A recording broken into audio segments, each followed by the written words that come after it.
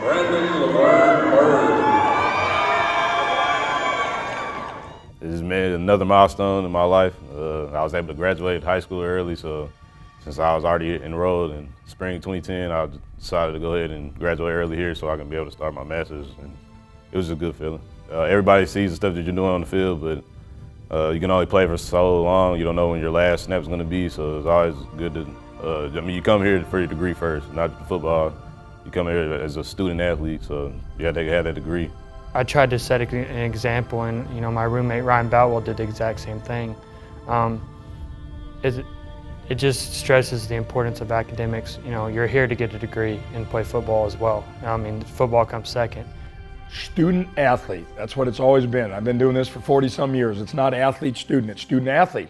And those guys that you mentioned are just great examples of that. Why academic success before you get on the field, academic success leads to success on a football field.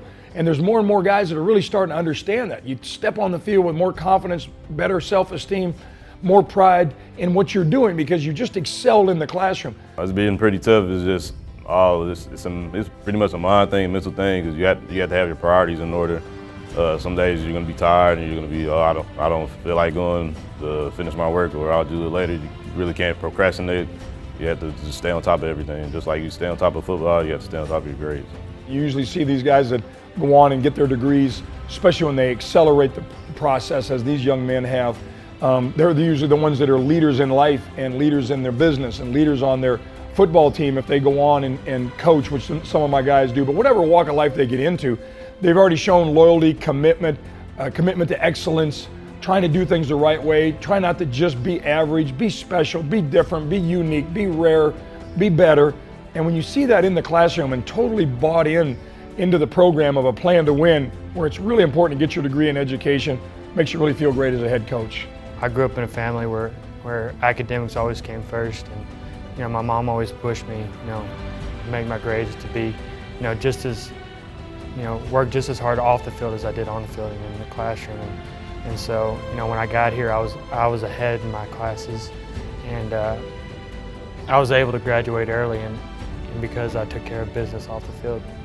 There's a difference between a degree and an education. We want all our guys to get a degree, and all of my guys on my football team right now are on track to do that.